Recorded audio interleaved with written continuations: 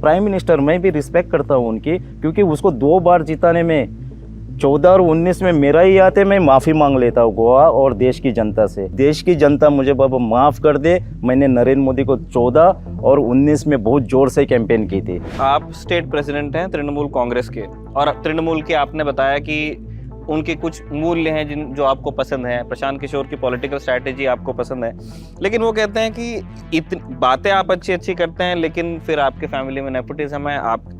आप अल्डोना से कैंडिडेट हैं, आपकी वाइफ कविता जी थिविम से कैंडिडेट है जहाँ पे हम हैं। आप बिल्कुल जीतना चाहते हैं, आप सरकार बनाना चाहते हैं। मान के चलिए आप गोवा में एक छोटा नंबर लेके आते हैं, क्या आप लोग ऑपोजिशन में बैठेंगे, या फिर हम वैसा ही माहौल देखेंगे जब छोटी पार्टीज के एमएलए प्रेसिडेंट रह जाता है और बाकी पार्टी चली जाती है कहीं और? क्या टीएमसी ऑपोजिशन में बैठने को तैयार है 5 साल, अगर ऐसा होता है? मेरी बात सुनो। आपने कहा सर राजनीति में सब जल्दी होना चाहिए। मान के चलिए रिजल्ट्स आते हैं, ठीक है, और फिर से त्रिशंकु सभा होती है, क्या आप लोग कांग्रेस या आपको सपोर्ट करेंगे?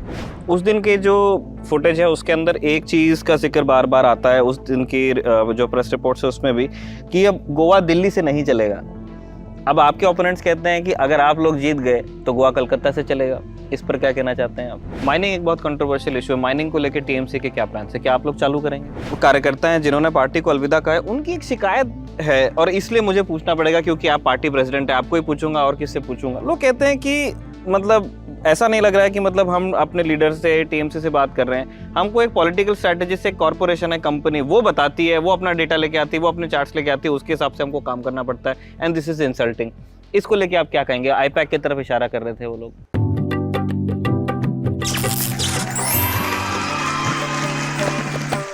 नमस्कार, आप देख रहे हैं दिल ऑन टॉप की गोवा चुनाव यात्रा, और मैं हूं निखिल। रजत और रूहानी के साथ फिलहाल मैं बैठा हुआ हूं थिविम में। थिविम गोवा में है, और गोवा है अरब सागर के किनारे पे। लेकिन एक पार्टी है जो गोवा चुनाव में बंगाल की खाड़ी से उठकर यहाँ आई है, बहुत एग्रेसिवली कैंपेन कर रही है, लोगों को ज्वाइन करा रही है, और उसका मंसूबा है गोवा में सरकार बनाने का भी। ऐसी पार्टी के स्टेट प्रेसिडेंट किरण खांडोलकर जी के साथ हम बैठे हुए हैं। बहुत बहुत स्वागत है सर ललन टॉप में। सर, आप अल्डोना से कैंडिडेट हैं, आपकी वाइफ कविता खांडोलकर थिविम से कैंडिडेट हैं, जिस कॉन्स्टिट्यूएंसी में हम हैं, जिस कॉन्स्टिट्यूएंसी में आपका घर भी है। आपकी और आपकी श्रीमती के कैंडिडेचर पर आएंगे, लेकिन पहला प्रश्न हम यही पूछना चाहते हैं, क्योंकि आप स्टेट प्रेसिडेंट हैं अपनी पार्टी के, तो एक आम गोवन जो है, जो इस इंटरव्यू को देख रहा है और देश के बाकी लोग जो देख रहे हैं, उनसे आप क्या कहना चाहेंगे कि वो तृणमूल कांग्रेस को क्यों जिताएं? एक ऐसी पार्टी जो पश्चिम बंगाल से आई है, उसे एक गोवन को क्यों चुनना चाहिए? ये पहली बात तो ये है कि जो पिछले टाइम 2017 में गोवा के लोगों ने बीजेपी को मैंडेट नहीं दी थी। यहाँ के 40 सीट्स में से 13 सीट आई थी, कांग्रेस 17 आई थी। बाकी जो मिलजुल के जो कांग्रेस ने जिसको सपोर्ट दिया था, या जो भी, मतलब मान लो कि कांग्रेस को सरकार दी थी, लेकिन कांग्रेस सरकार नहीं बना पाई थी, क्योंकि उसके अंदर जो पुराने चीफ मिनिस्टर थे वो 5 candidate already ex chief minister थे, तो उसमें उनके अंदर फाइट हो गई, क्या कौन बनेगा, और इतने में बीजेपी ने पिछले दरवाजे से सरकार बनाई। तो ये सब लोगों को पसंद नहीं आया। उसके बाद हो गया ये कि कांग्रेस के 10 आदमी टूट के, मतलब लोगों की मैंडेट चुरा के बीजेपी में दाखिल हो गए, 1/3। सो ऐसा ही एमजी के साथ भी हुआ। एमजीपी जो गोवा की पुरानी पार्टी है, उसके 3 विधायक थे, 3 में से 2 बीजेपी में गए। तो बीजेपी ने ये सब जो खेल रचाया, और कांग्रेस से जो मैंडेट चुरा के लोग गए, ये सब चीज़ में गोवा के लोग मतलब बहुत कंटाल गए, मतलब लोगों को ये अभी पसंद नहीं है। इसके लिए थर्ड ऑप्शन सोच रहे थे, लेकिन थर्ड ऑप्शन था नहीं गोवा में। लेकिन अभी 4 महीने पहले जो टीएमसी यहाँ पे आई, क्योंकि ममता बनर्जी को लिटरली फाइट करते हुए बीजेपी के साथ, सरकार के साथ, अमित शाह के साथ, मोदी के साथ बंगाल चुनाव में लोगों ने देखा है। लीडर कैसा होना चाहिए ये ममता बनर्जी ने दिखाया। जो ऑपोजिशन लीडर या जो भी सरकार को, ये देश के सरकार को भी एक फाइट दे सकता है, ये ममता बनर्जी के अंदर लोगों ने देखा है। और इसके लिए ममता बनर्जी इधर अभी पॉपुलर हो गई है, और लोगों को थर्ड ऑप्शन चाहिए था जो अभी मिल गया है। तो इसके लिए मुझे लगता है कि लोग एक्सेप्ट करने लगे हैं। मैं डोर टू डोर, यहाँ पे ऐसी कैंपेन होती है कि डोर टू डोर जाना, घर घर जाना, क्योंकि छोटी कॉन्स्टिट्यूंसी है, 30 हज़ार के आसपास वोटर रहते हैं, तो हर कोई एक 5-5.5 हज़ार घर रहते हैं, तो उसमें डोर टू डोर, तो उसमें बहुत बढ़िया स्वागत हो रहा है। लोगों को जो चाहिए था वो मिल रहा है। लोग एंटी बीजेपी हो गए और कांग्रेस के साथ भी लोग नहीं है, क्योंकि कांग्रेस को अगर वोट देगा तो लोग सोचते हैं ये लोग वापस बीजेपी में जाएंगे। तो इसके लिए ममता बनर्जी या टीएमसी यहाँ पे पसंदीदा है। ठीक है, आप लोग कितनी सीट्स का अंदाजा लगा रहे हैं और क्या आप एक सीएम कैंडिडेट डिक्लेयर करेंगे? अगर आप लोग जीतते हैं तो आप किसे सीएम बनाएंगे? इस बारे में आप लोगों की कोई चर्चा हुई है? नहीं, अभी तक तो चर्चा नहीं हुई है, क्योंकि मैं पार्टी अध्यक्ष तो अभी बना हूँ थोड़े दिन पहले, लेकिन उसके बाद मैं मेरी खुद की कैंपेनिंग में मुझे 2 कॉन्स्टिट्यूंसी देखनी है और फिर बाकी कॉन्स्टिट्यूंसीज भी देखनी है।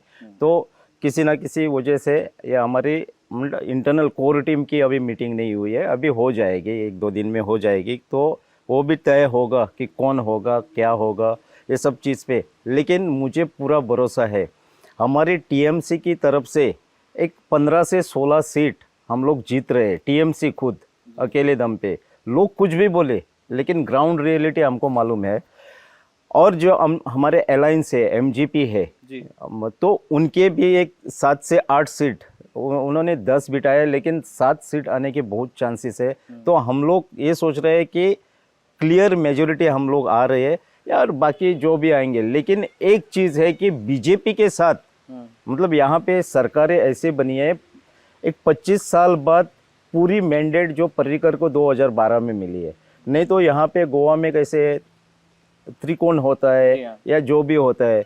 तो एक बात तय है कि बीजेपी के साथ कभी सरकार नहीं बनाएंगे, चाहे जो भी हो। और हमारे सर्वे के मुताबिक जो आईपैक देश की जो नामवंत स्ट्रेटेजी मेकर और सर्वे करने वाली ये है एजेंसी है, उसकी तरफ से बीजेपी को 8 दिखा रहा है।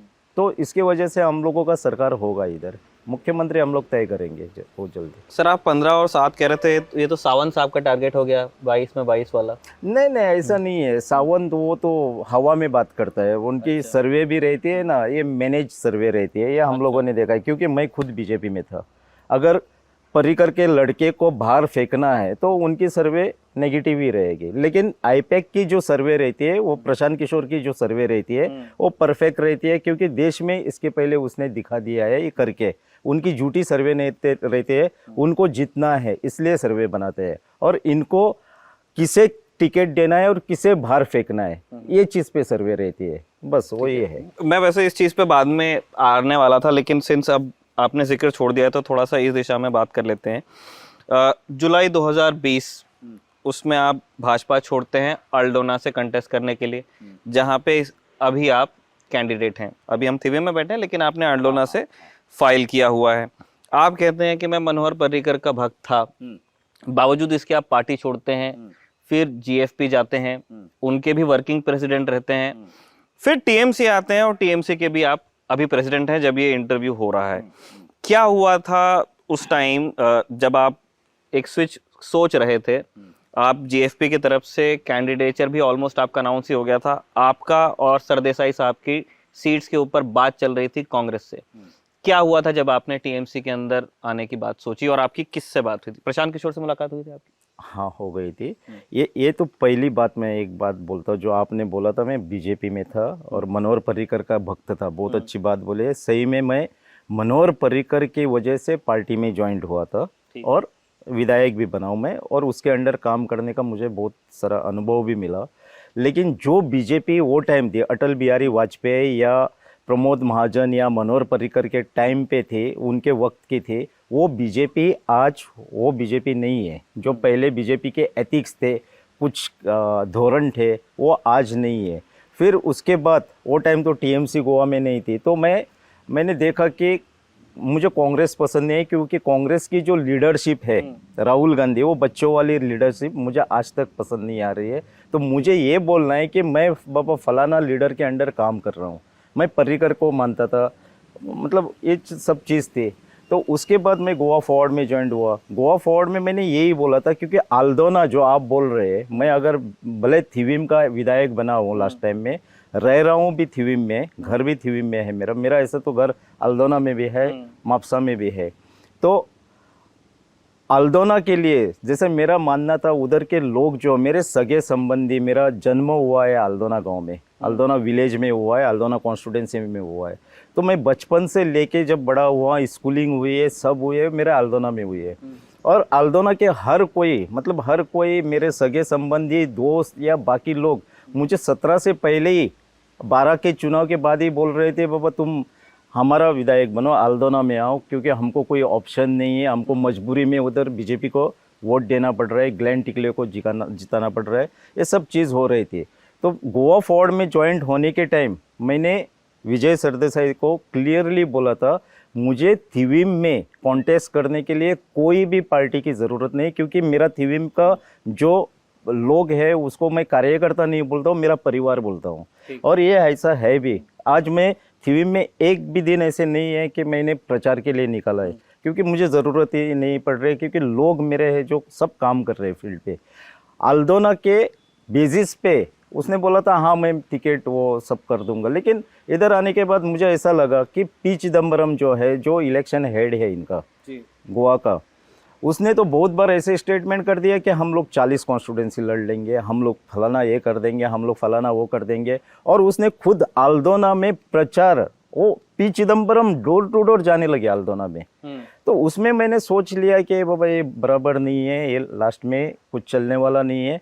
और मैंने जो कमिटमेंट दिया था, या लोगों ने मुझे जो अल्दोना में बुलाया था, लास्ट में कैसा होता है, अगर अलायंस नहीं होगी, सीट नहीं मिलेगी और मैं भला इंडिपेंडेंट निकलूंगा तो लोग कंफ्यूज हो जाते हैं, और मुझे लोगों को कंफ्यूज करना नहीं था। और इस बार ये इलेक्शन में मैं सोचता हूँ कि कोई कैंडिडेट इंडिपेंडेंट नहीं जीत पाएगा, ये इसलिए कि लोग ये सब जो पार्टी बदलना और जो है, और इस टाइम एंटी बीजेपी वेव है, तो सोचेगा कोई भी कि जीतने के बाद, इंडिपेंडेंट जीतने के बाद ये बीजेपी में चला जाएगा। तो इसके लिए मैंने वो पहले ही सोच के, और जो टीएमसी से मेरी प्रशांत किशोर से मुलाकात हुई। कब की बात होगी सर ये, मतलब प्रशांत किशोर से आपकी मुलाकात? ये शायद मैं शायद नवंबर में ज्वाइन हुआ, वो वही टाइम की बात है। प्रशांत किशोर तो 1 महीने पहले भी जब गोवा आए थे वो, हाँ गोवा आए थे, तो जीएफपी के साथ, उसके प्रेसिडेंट के साथ भी बात हुई थी, ये सब हो गई थी। तो मुझे लगा देश का जो एक पॉपुलर स्ट्रेटजी मेकर है, मैंने प्रशांत किशोर को बहुत रीड किया है, पढ़ा है, सुना है और उसका काम देखा है। मैं ज़्यादा करके प्रशांत किशोर को भी इम्प्रेस हुआ हूँ। तो वो हिसाब से मुझे लगा कि जो देश, मतलब देश का प्राइम मिनिस्टर बनाता है, देश में इतने सरकारें बनाता है, वो आदमी आके सामने से अगर मुझे बोलता है मैं आपको आपकी स्ट्रेटेजिकल, क्योंकि बहुत सारी कंपनीज आती थी, बोलते थे हम सर्वे करेंगे, अगर ये तो मुझे फ्री में सर्वे कर रहा है, सब कर रहा है, तो मैं ज्वाइंट हो गया उसे। एक मतलब इसी बात से निकल के, मतलब जो प्रश्न हमारे दिमाग में आया कि जीएफपी प्लस कांग्रेस, ये आज की बात तो है नहीं सर। 17 में भी मतलब वो बात चली थी कि इधर 17 एमएलए इनके जीते हुए हैं। सरदेसाई साहब के बारे में कहा जा रहा था कि वो सीएम बनना चाहते थे, अगर वो हुआ होता तो शायद वो अलायंस बनता, और वो, लेकिन उससे पहले भाजपा अपनी सरकार बना लेती है। तो ये तो उनकी हिस्ट्री है, चाहे वो बीच में एक बार बीजेपी के साथ गए, कि वो कांग्रेस के साथ अलाई होकर के लड़ते हैं। तो आपको वो चिदम्बरम, अगर डोर टू डोर कैंपेन चल भी रहा था, अल्दोना में बोलो या थिविम में बोलो, और आप कह रहे हैं कि आपका तो संपर्क बहुत बढ़िया, तो मतलब उतना आपको क्यों उस चीज का बुरा लगा, पहली चीज। और दूसरा, आप कह रहे थे कि प्रशांत किशोर जब आए थे वो विजय सरदेसाई से भी मिले थे, इनके बारे में, इनके आपकी भी मुलाकात होती होगी, आपके पार्टी के बड़े नेता हैं वो, इनके बीच में क्या बात हुई थी, इस बारे में कोई जानकारी? क्यों जैसे आप आए वैसे वो क्यों नहीं आए? नहीं, पहली बात तो मैं बोलता हूँ, जैसे आपने बोला लास्ट टाइम में जीएफपी की और कांग्रेस की जो अलायंस हुई थी, ये कोई अलायंस नहीं हुई थी। लास्ट टाइम बात चल रही थी, नहीं बात चल रही थी, तो अभी भी वही रिपीट हो सकता था ना। तो लास्ट टाइम में क्या हो गया कि विजय सरदेसाई के साथ कांग्रेस ने अलायंस नहीं की, कैंडिडेट डाला था विजय सरदेसाई के अगेंस्ट में, कांग्रेस का कैंडिडेट था जयेश साळगांवकर के अगेंस्ट में, मतलब सालीगांव में कांग्रेस का कैंडिडेट था, अग्नेलो फर्नांडिस से कैंडिडेट था उधर, मुझे याद है। और शिवोलिम में ऐसा हो गया कि वो जो बी फॉर्म देने में उनका कुछ मिसप्लेस हो गया या जो भी हो गया, और वो कांग्रेस का कैंडिडेट नहीं हो गया, तो कांग्रेस ने उधर इंडिपेंडेंट को सपोर्ट किया था। पहली बात तो ये है कि उनकी अलायंस नहीं थी, ये बात क्लियर है, क्योंकि ये कांग्रेस अभी भी उसको कर सकती थी, भला अभी मजबूरी में उसने किया है और उसको 3 सीट दिया है। तो मुझे इतना पक्का था क्योंकि कांग्रेस आल्दोना के लिए नहीं सुनेगी, ये मुझे पक्का मालूम था। इसके लिए मैंने वो थोड़ा अपना डिसीजन पहले ही ले लिया। अभी रहती बात जो विजय सरदेसाई और प्रशांत किशोर की, हम तो एक बार मिले थे विजय सरदेसाई के साथ, प्रशांत किशोर को, लेकिन इनकी बात चल रही थी, हमारा इतना हो गया था कि हम लोग सब रिज़ाइन होके टीएमसी में एंटर करेंगे। फिर पता नहीं विजय सरदेसाई वो पार्टी प्रेसिडेंट है, उसका क्या हो गया, क्यों उसने वो डिसीजन नहीं लिया, ये सब मेरे जानकारी में नहीं है। लेकिन मुझे लगा कि हम लोगों को 1 महीना प्रशांत किशोर का खराब नहीं करना चाहिए था, ये मुझे लगा ऐसा। क्योंकि किसी को भी अगर मैं अभी इंटरव्यू के लिए बुलाता हूँ और फिर ना बोलता हूँ, ये चीज़ तो नहीं होनी चाहिए ना। अगर नहीं है तो नहीं है, आपका टाइम वेस्ट नहीं करे, ये मेरा धोरण है ऐसा। ठीक है ना सर। जैसे एक चीज और, प्रशांत किशोर के बारे में आपने बता दिया कि आपकी मुलाकात भी हुई, आप उनके किन चीज़ों से, क्या चीज़ें आपको उनकी पसंद है वो भी बता दिया। टीएमसी की जो लीडरशिप है, नेशनल लीडरशिप, उनकी जो पार्टी प्रेसिडेंट है ममता बनर्जी, जो पार्टी सुप्रीमो है अभिषेक बनर्जी, और जो अन्य नेता हैं, उनसे कभी मुलाकात हुई आपकी? आप यहाँ प्रेसिडेंट बनाए गए हैं। हाँ, मैं तो कलकत्ता गया नहीं, ऐसे तो कलकत्ता बहुत बार गया हूँ मैं, लेकिन वो टाइम वो पॉलिटिकल अलग था।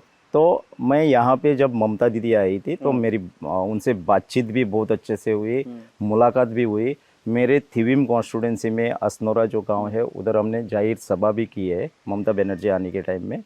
अभिषेक बनर्जी भी आए थे। अभिषेक बनर्जी अभी भी इन दिनों में मुझे मिल रहे हैं, मतलब कोई चीज़ भी हम लोग अगर डिस्कस करना रहता है तो हम लोग करते हैं।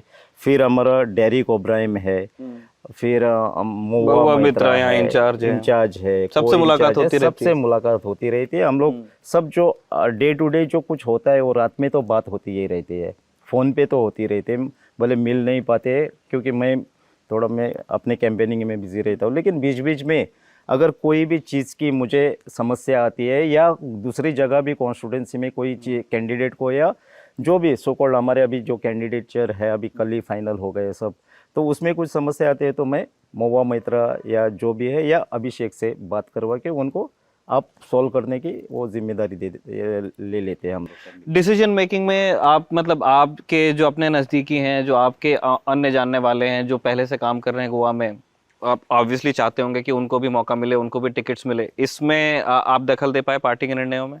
नहीं, ज़्यादा करके तो नहीं। मैंने बोला कि मैं खुद की कैंपेनिंग में बिजी था, ज़्यादा बिजी था। पर आप जैसे स्टेट प्रेसिडेंट हैं। हाँ, वैसे बहुत सारी ऐसी ये हुई है, बातचीत हुई है जो विनिबिलिटी हम लोगों ने, मैं भी जब देखता हूँ तो मुझे गोवा तो छोटा है, आपको मालूम है, इधर बैठ के बोल सकते हैं ये कैंडिडेट उधर आगे चल रहे हैं। तो हमारा भी ये क्या पार्टी नहीं है, नई पार्टी होने से सब लोग नए जुड़ गए इसमें। ऐसा नहीं कि मैं सेंटिमेंट ये वो मैं भी नहीं रखता हूँ, मैं विनिबिलिटी देखता हूँ। अच्छा, मुझे विनिबिलिटी देखनी है, और जो विनिबिलिटी के हिसाब से पार्टी ने भी वही निर्णय लिया है कि ये फलाना इधर जीत सकता है, कि इसको टिकट दे दो, क्योंकि उसकी पॉपुलैरिटी उधर है, जो जगह में है उसकी पॉपुलैरिटी है, तो उसको टिकट जाना चाहिए। तो हम लोग को, हमारे कोई बीच में ऐसा कुछ ये नहीं है। हमने बोला हाँ ये ठीक है। और मैं लोकल होने से, लुइजिन फलेरो लोकल होने से, ये सब हमारे नेता जो है, जो लोकल लीडर्स है, उनको भी कंसल्ट कर लेते हैं हमारी पार्टी। और जो जैसे बोला जिसकी पॉपुलैरिटी है और जो जीत सकता है, क्योंकि इलेक्शन है ये, हमको जीतना है, हमको सरकार बनाना है, ये धोरण है इधर। क्योंकि गोवा में लोगों को चेंज चाहिए, डिफरेंस चाहिए, तो वो हिसाब से टीएमसी को देख रहे हैं और वो हिसाब से हो रहा है सब। लेकिन जैसे एक विनेबिलिटी तो मैं मानता हूँ, क्योंकि तब आपके नंबर्स आएंगे, तब आपका सीएम बैठेगा। लेकिन आपकी कुछ वैल्यूज भी तो होंगे उसके, अगर उस पे वो फिट नहीं बैठ रहा है कैंडिडेट तो। नहीं, ऐसा कुछ हुआ नहीं कभी। जिसको जो, मतलब मेरे अंदर तो डिफरेंशिएट नहीं आया। जो भी, जैसे डेरिक ओब्रायम है, महुआ मित्रा है, अभिषेक जी भी है, तो ये लोगों ने सब डिसाइड किया, हम लोगों ने डिसाइड किया, मुझे भी कंसल्ट किया, हर सीट के लिए मुझे कंसल्ट किया, कौन सा सीट एमजीपी को देना है, अलायंस को देना है, ये सीट पे भी हमारे, मतलब ऐसे ये सब डिसाइड करके ही कर लिया है। उसमें कोई दो राय नहीं कि मुझे कोई साइडलाइन किया या मैंने कोई बोला इसको दे ही दे दो, नहीं तो ऐसा है, ऐसा कुछ नहीं हुआ। ये कांग्रेस पार्टी नहीं है भैया, ये बीजेपी पार्टी नहीं है, ये टीएमसी है, गोवा में नई आई है। मुझे उधर की राजनीति मालूम नहीं है, बंगाल की राजनीति उनकी मालूम नहीं, लेकिन इधर के लिए मैं बोलता हूँ, हमारे पास कैंडिडेट भी लिमिटेड थे और हम लोग मतलब आज भी कार्यकर्ता भी जो है हमारे पास ये सही मात्रा में है। जिनको कांग्रेस नहीं चाहिए, जिनको बीजेपी नहीं चाहिए, जिनको दूसरा कुछ नहीं चाहिए, ये सारे जो पॉलिटिकल लीडर्स है हमारे साथ जुड़ गए हैं। तो जी, तो आप अभी तक की जितनी बातें आपने कही कि एक दो चीज़ों पे आपका ज़्यादा जोर रहा कि एक बीजेपी से आप नाराज़ हैं, उसके कारण आप बता चुके हैं। आप बार बार कह रहे हैं कि ये पार्टी कांग्रेस नहीं है। इन दो पार्टीज को छोड़ के किसी पोस्ट पोल अलायंस के बारे में टीएमसी ने विचार किया? इस तरह की खूब सारी खबरें थी कि आप लोगों की आम आदमी पार्टी से भी लंबी बात चली, इनफैक्ट कांग्रेस से भी चली, लेकिन वो बात मुकम्मल हुई नहीं। कहाँ मतलब फंस गया था सर मामला? नहीं, कांग्रेस के साथ चल रही थी, कांग्रेस के साथ चल रही थी, लेकिन कांग्रेस को सही मायने में एक बात बोलने जा रहे थे, गोवा के लोग बोल रहे, मैं नहीं बोल रहा हूँ। एज अ पॉलिटिकल लीडर मुझे ये बात नहीं बोलनी चाहिए, लेकिन लोगों के मन में जो है, लोग जो क्या विचार करते हैं उसके बारे में तो पब्लिक को जानना हक है। मान लो 2014 जो इलेक्शन कैंपेन हुआ था, वो टाइम नरेंद्र मोदी ने बार बार बोला था वाड्रा चोर है, वाड्रा ने देश लूटा है, गांधी परिवार ने देश लूटा है, जैसे ही मेरी सरकार आएगी ये गांधी परिवार को अंदर डालूंगा, वाड्रा को अंदर डाल दूंगा। ये सब नरेंद्र मोदी खुद प्राइम मिनिस्टर, मैं भी रिस्पेक्ट करता हूँ उनकी, क्योंकि उसको 2 बार जिताने में 14 और 19 में मेरा ही आते, मैं माफ़ी मांग लेता हूँ गोवा और देश की जनता से, क्योंकि मुझे नहीं मालूम था 350 रुपया का सिलेंडर 950 रुपया हो जाएगा, 60 रुपये का पेट्रोल 110 रुपया हो जाएगा, मुझे नहीं मालूम। देश की जनता मुझे बाबा माफ़ कर दे। मैंने नरेंद्र मोदी को 14 और 19 में बहुत ज़ोर से कैंपेन की थी। तो रह जाती है बात यहाँ पे कि वाड्रा को अंदर डालूंगा, गांधी परिवार को अंदर डालूंगा, हेराल्ड केस चोरी किया है, देश लूटा है, ये सब चीज़ पे वो बोल रहे थे। तो गोवा के लोगों के बारे में मन में अभी ये है कि 17 विधायक देने के बाद इंडिपेंडेंट सपोर्टर्स थे, चर्चिल आलेमाऊ जीत गया था, परवरिम में रोवन खौटे को कांग्रेस ने बैक किया था। ऐसे में इनकी तो सरकार 20, 22, 23 पे जाती थी, मतलब आंकड़ा जो 22, 23 पे जाता था। लेकिन ऐसा मालूम हो रहा है कि कांग्रेस को ऊपर से सोनिया गांधी को सरकार ही नहीं बनानी है, क्योंकि वो डर जाती है कि कल अगर नरेंद्र मोदी और अमित शाह मेरे जमाई को उठा के अंदर डाल देगा। मनोहर पर्रिकर के जाने के बाद भी इधर एक चांसेस थे, मनोहर पर्रिकर गुजर जाने के बाद इधर भी एक चांसेस थे। मुझे खुद मालूम है, मैं एक्स विधायक था, क्या मतलब मामला चल रहा है। वो टाइम भी कांग्रेस की सरकार, कांग्रेस के पास वो टाइम 16 विधायक थे। बाबू कवड़ेकर को जो आज बीजेपी में गया, उसको chief minister as a candidate मतलब उसने सोच भी लिया था। लेकिन इतना दिन, इतना टाइम लगा दिया। राजनीति में टाइम लगाना नहीं चाहिए, ये कोई टाइम जल्दी होना चाहिए। जो डिसीजन होता है फटाफट होना चाहिए। ये मतलब ये पॉलिटिक्स है, उसमें कुछ भी हो सकता है। तो ये टाइम भी इनको मौका था, चर्चिल थे, ये सब मतलब करने वाले थे, लेकिन ये टाइम में भी नहीं किया, क्योंकि ये डरते हैं, गांधी परिवार, सोनिया गांधी खुद डरती है कि अपने जमाई को जो वाड्रा है उसको ये अंदर डाल देगा। ये गोवा के लोगों की बोलना है, मेरा नहीं है, मैं नहीं बोल रहा हूँ। ठीक है, आपने कहा सर राजनीति में सब जल्दी जल्दी होना चाहिए। मान के चलिए रिजल्ट्स आते हैं, ठीक है, और फिर से त्रिशंकु सभा होती है, क्या आप लोग कांग्रेस या आपको सपोर्ट करेंगे? ये मैं अभी फिलहाल नहीं बोल रहा हूँ। मेरा और मेरे टीम का मानना है कि हम लोगों का और अलायंस का, एमजेपी का अभी सरकार आ रहे।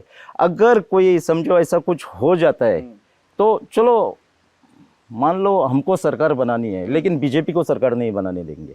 अच्छा, ये इतना तय है, बीजेपी को सरकार नहीं बनाने देंगे। लेकिन कांग्रेस का भी डाउट है, क्योंकि कांग्रेस पे अभी ना लोग खुश नहीं है। जो माइनॉरिटीज कांग्रेस को वोट कर रही थी, वो माइनॉरिटीज आज कांग्रेस के साथ नहीं है, क्योंकि उनको डर है ये जीतने के बाद वापस जाएंगे। इसके लिए मैं यही बोल रहा हूँ कि कोई भी आ सकता है। बीजेपी तो 8 आ रहा है, सिंगल डिजिट पे आ रहा है। और ये लोगों, गोवा का इतिहास है, जैसे 12 में तय किया लोगों ने, गोवा के लोगों ने, सब जाति धर्म के लोगों ने तय किया कि इस बार कांग्रेस को घर बिठाना है, तो 9 आ गए, सिंगल डिजिट पे आ गए। इस बार बीजेपी 8 आ रही है, तो सरकार हमारी बनेगी। ये तो आगे की बात, मैं भविष्यवाणी करने वाला तो है नहीं। Correct sir. एक मतलब आप बड़े आत्मविश्वास के साथ अपनी पार्टी की बात रख रहे हैं, अपने ओपोनेंट्स को भी अटैक कर रहे हैं, वो सही बात है। लेकिन जब हम देखते हैं मतलब पिछले 3-4 महीनों में टीएमसी ने जिस तरह यहाँ काम किया, जब से वो आई हैं गोवा, तो शुरुआत में हमने देखा कि एक बज़ क्रिएट हुआ। फलेरो साहब आते हैं, एक सीएम, लिएंडर पेस आते हैं, नफीसा अली आती हैं, फिर मृणालिनी देश प्रभु आती हैं, एंटरप्रेन्योर हैं।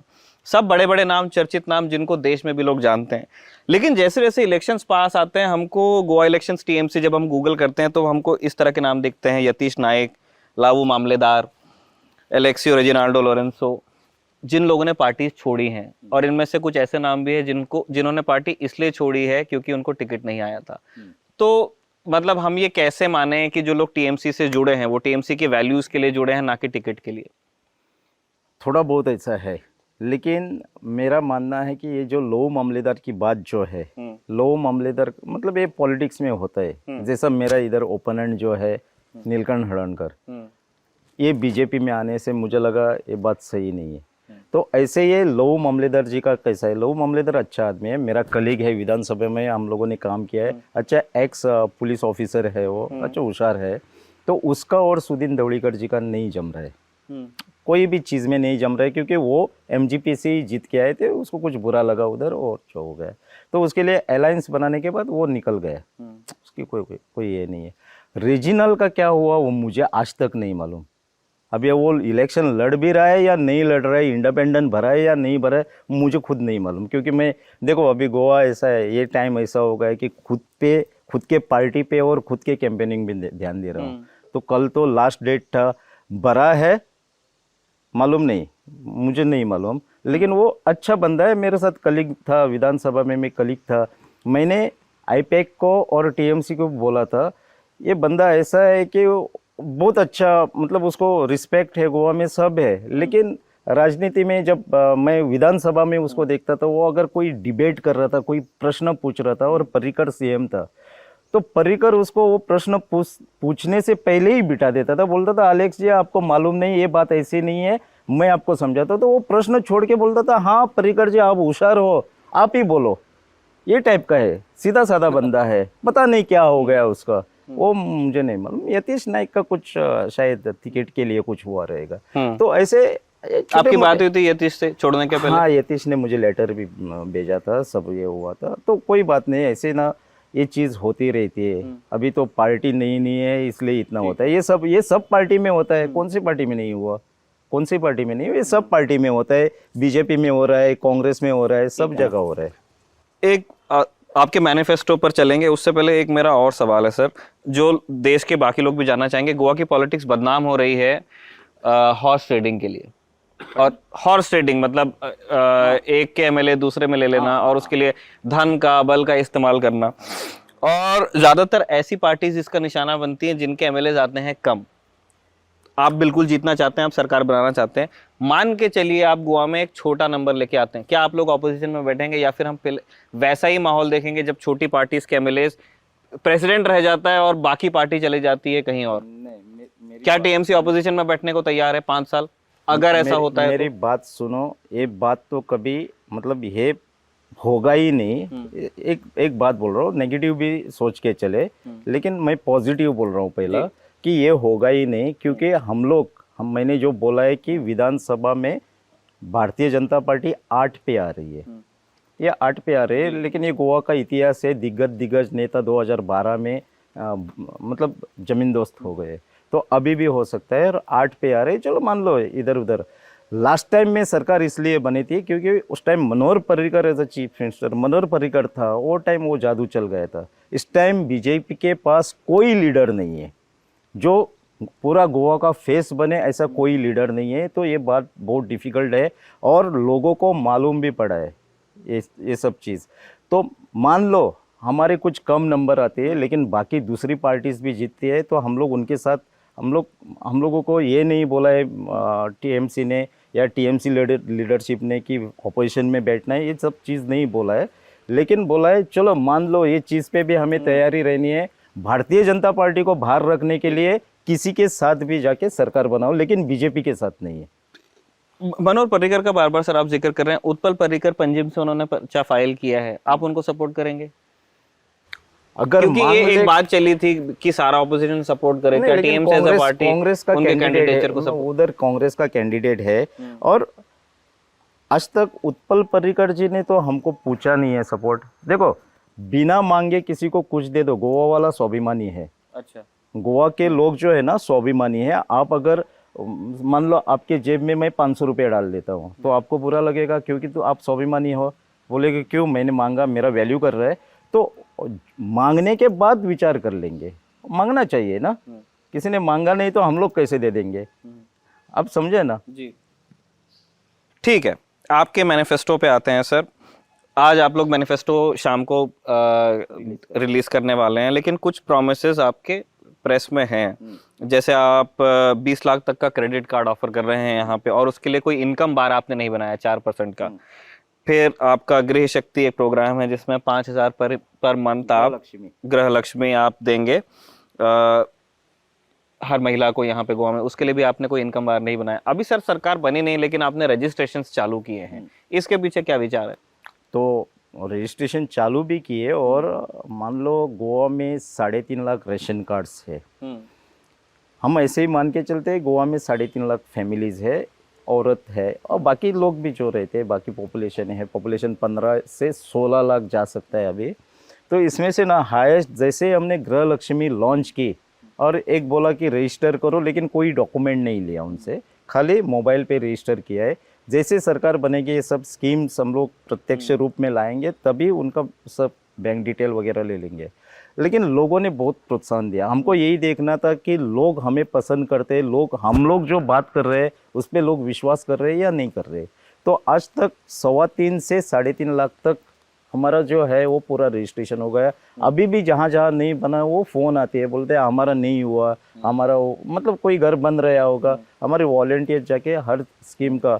तो उसमें ना हमें यही देखना था, हमें पसंद है, तो ये चीज़ पे हम लोग मान के चल रहे कि हमें पसंद है। अगर रजिस्ट्रेशन करने वाले आधे लोगों ने भी हम पे विश्वास कर लिया, क्योंकि इसमें मैं बोलता हूँ बीजेपी के महिला ने भी रजिस्टर किया हुआ है मेरे कॉन्स्टिट्यूंस में, मुझे मालूम है। अच्छा। जो लोग बीजेपी के लिए काम कर रहे हैं, लेकिन रजिस्ट्रेशन हमारा भी मतलब विश्वास है, उनको भी हमारे ऊपर विश्वास है।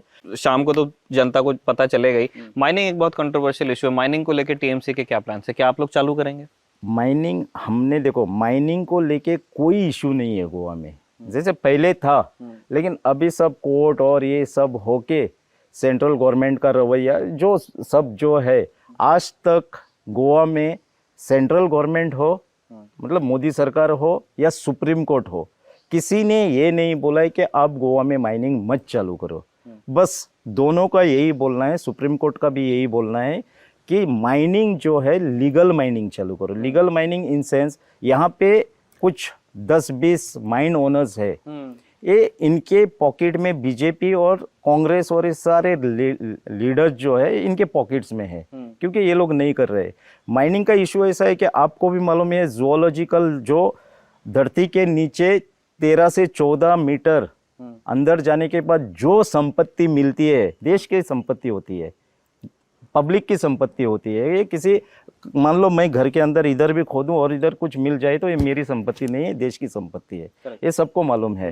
तो माइनिंग का भी इश्यूज ऐसा है, लीज है इनके पास पोर्चुगीज टाइम का, वो तो चलो वो टाइम किसी को मालूम नहीं था, वो बना दिया था लीज। तो माइन ओनर ये सोचते हैं कि माइन उनकी है। अरे आप अंदर जाके 100-100 मीटर 200-200 मीटर अंदर जाके मट्टी निकालते हो, गोवा की जनता की मट्टी है, आपकी नहीं है। ये माइन ओनर्स को आप अंदर डालेंगे? ये माइन ओनर को अंदर डालने की बात छोड़ो, मैं वो चीज नहीं बोल रहा हूँ, लेकिन माइनिंग का पूरा ऑक्शन करेंगे हम लोग, माइनिंग ऑक्शन करेंगे, यही सुप्रीम कोर्ट ने बोला है। मेक ऑक्शन और कॉर्पोरेशन, कॉर्पोरेशन इसलिए नहीं बनाना चाहिए कि 2 साल के अंदर पूरा मैस हो जाएगा, लूट मार हो जाएगी, किसी की भी सरकार हो। मैं ये बात दावे के साथ बोलता हूँ। इसके लिए हमारी सरकार आने से हम पहली चीज माइनिंग का ऑक्शंस करेंगे। जो ऑक्शन आएगा, जो प्रमोद सावंत ने आज लोन उठा के सर पे डाला है, गोवा के हजारों करोड़ का लोन उठा के डाला है, तो वो सब चीज हम लोग क्लियर कर पाएंगे, और जो रेवेन्यू आएगा उस पे हम लोग ये जो सारी स्कीम्स बोल रहे हैं ये सब चल जाएगी। और क्या चीजें आप देने वाले हैं सर मैनिफेस्टो में? मैनिफेस्टो में ऐसी बहुत चीज है तो बाद में, वो तो शाम के लिए रखते हैं ना, मैं शाम के लिए रख लेता हूँ उसको। 2 चीजें अब ऐसी हैं सर, अब हमने सारे जब क्वेश्चन ट्रॉल किए तो हमारी कुछ रिसर्च टीम के भी थे, कुछ आपके ओपोनेंट्स के क्वेश्चन भी हमने रखे हैं कि भाई हम जाएंगे, हम पूछेंगे, उनको अगर जवाब देना होगा तो वो देंगे। पहला सवाल लोग ये पूछते हैं कि आप स्टेट प्रेसिडेंट हैं तृणमूल कांग्रेस के, और तृणमूल के आपने बताया कि उनके कुछ मूल्य हैं जिन जो आपको पसंद हैं, प्रशांत किशोर की पॉलिटिकल स्ट्रैटेजी आपको पसंद है, लेकिन वो कहते हैं कि इतनी बातें आप अच्छी अच्छी करते हैं लेकिन फिर आपके फैमिली में नेपोटिज्म है। आप अल्डोना से कैंडिडेट हैं, आपकी वाइफ कविता जी थिविम से कैंडिडेट है जहाँ पे हम हैं। ये देखो, राजनीति में देश से ये सब होते आ रहे हैं। गांधी परिवार नहीं है क्या? फिर गोवा में आज मैं पहला ऐसा इंसान नहीं हूँ। देखो, एक तो बात तय है कि वो जेडपी कैंडिडेट थी, इधर की जेडपी मतलब वो लोगों ने बनाया। और जहाँ तक मेरी ये है सोच है, 5 पंचायत में कोलवाल जेडपी बनी है। मैं काम करने के बगैर, मतलब मैंने काम नहीं किया, मैं सच बात बोलता हूँ, कार्यकर्ता ने काम करके इधर 2000 प्लस उसको मेजोरिटी से लाया है। फिर हम लोगों ने बात रखी कि मुझे बाबा अल्दोना जाना है क्योंकि मेरी जन्मभूमि है, उधर के लोग मुझे बुला रहे हैं, मुझे मेरे गांव के लिए कर्म करना है, लेकिन मैं थिवी नहीं छोड़ सकता हूँ। तो थिवी के लिए हम लोगों की बहुत सारी मीटिंग्स हुई कार्यकर्ता की, ये किसे कैंडिडेचर दिया जाए। तो ये कैंडिडेट जो है कोलवाल, अभी जो थिवीम का कैंडिडेट है, ये मैंने तय नहीं किया है, ये मैं खुला बोल रहा हूँ, इलेक्शन के पहले ही बोल रहा हूँ, ताकि पब्लिक भी सुन लेती है, थिवी की पब्लिक भी सुन लेगी कि अगर मैं झूठ बोल रहा हूँ तो। मैं ये दावे के साथ कहता हूँ कि कविता कांदोलकर का कैंडिडेचर जो है ये थिवीम के लोगों ने तय किया है, मैंने नहीं किया है। और फैमिली की आप जो बात कर रहे हैं ना, तो गोवा में ये कोई नई चीज़ नहीं है, आज भी फैमिलीज है, राणे परिवार है, बाबूश मोन्सेरात है, और सारे न जाने कितने परिवार है। नहीं, पर जैसे आप स्टेट प्रेसिडेंट है, आपकी तो चलती भी होगी पार्टी में, तो आपने नहीं कहा कि नहीं स्टेट प्रेसिडेंट में अभी बना हूँ, अभी जस्ट 15 दिन भी नहीं हुए, 8 दिन भी नहीं हुए शायद। तो मैं तो वो टाइम स्टेट प्रेसिडेंट नहीं था, मुझे मालूम भी नहीं था ये कोई, मैं स्टेट प्रेसिडेंट के ऑफर के लिए टीएमसी में नहीं गया था, मुझे ये सब मालूम भी नहीं था, ये लोगों ने बनाया, मैं बन गया। मैं घूम रहा था अल्दोना में डोर टू डोर, तो मुझे फ़ोन आया कि आपको बनना है। हाँ, मुझे अभिषेक जी ने फ़ोन किया, बोला किरण जी हम आपको as a state president declare कर रहे हो। तो मैं भी हैरान हो गया, मैं अल्डोना में डोर टू डोर घूम रहा था, नहीं तो मैं बहुत तैयारी करता था, मैं सरप्राइज हो गया। मैंने बोला जो जिम्मेदारी आप देंगे वो ले लेंगे। ठीक है, एक जो उस दिन की फुटेज थी जिस दिन आप टीएमसी में शामिल हो रहे थे, आप और कविता जी, उस दिन के जो फुटेज है उसके अंदर एक चीज का जिक्र बार बार आता है, उस दिन की जो प्रेस रिपोर्ट्स है उसमें भी, कि अब गोवा दिल्ली से नहीं चलेगा। अब आपके ओपोनेंट्स कहते हैं कि अगर आप लोग जीत गए तो गोवा कलकत्ता से चलेगा। इस पर क्या कहना चाहते हैं आप?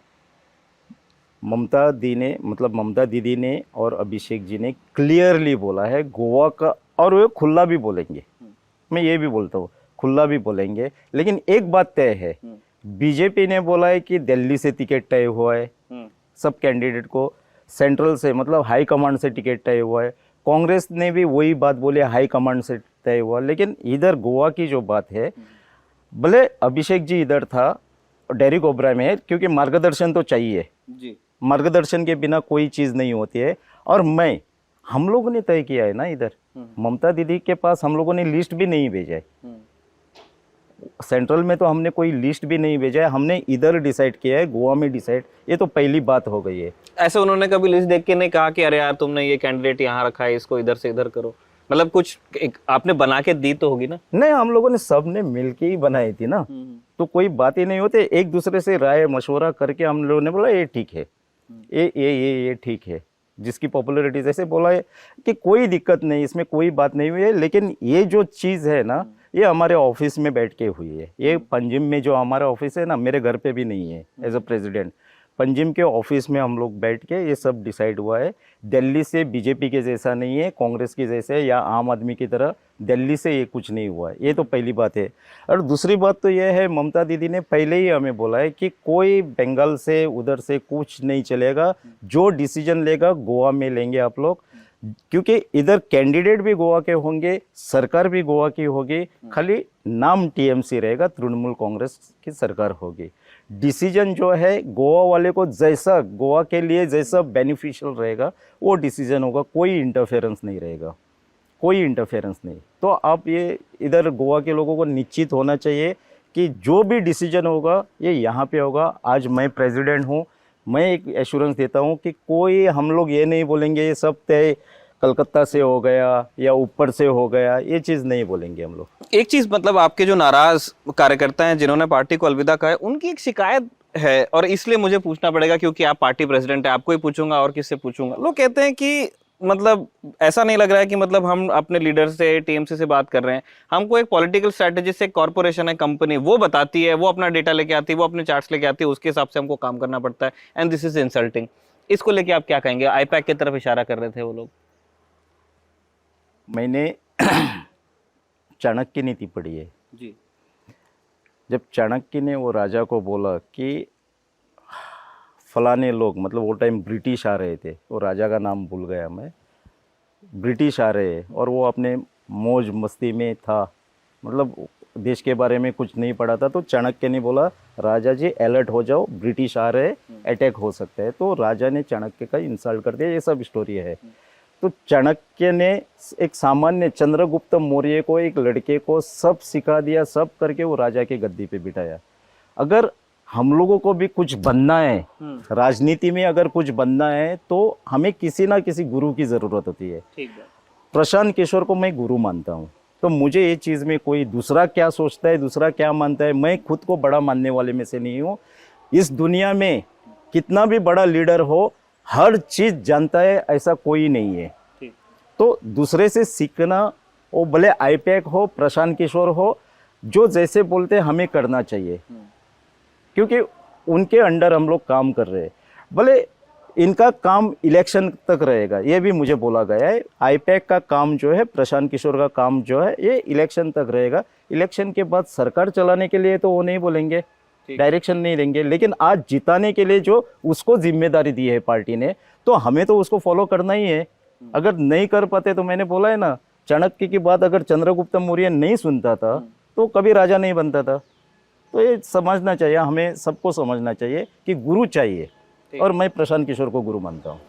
ठीक है, ऑन दैट नोट इस बातचीत को हम यहीं विराम देते हैं। आप सुन रहे थे तृणमूल कांग्रेस के गोवा स्टेट प्रेसिडेंट किरण कांडोलकर को। बहुत बहुत शुक्रिया सर, आपने अपने कैंपेन ट्रेल के बीच आज जब आपका मैनिफेस्टो आना है, उस दिन आपने हमको टाइम दिया, अपने बड़े सुंदर घर में बुलाया। थिविम वैसे भी बड़ी सुंदर जगह है।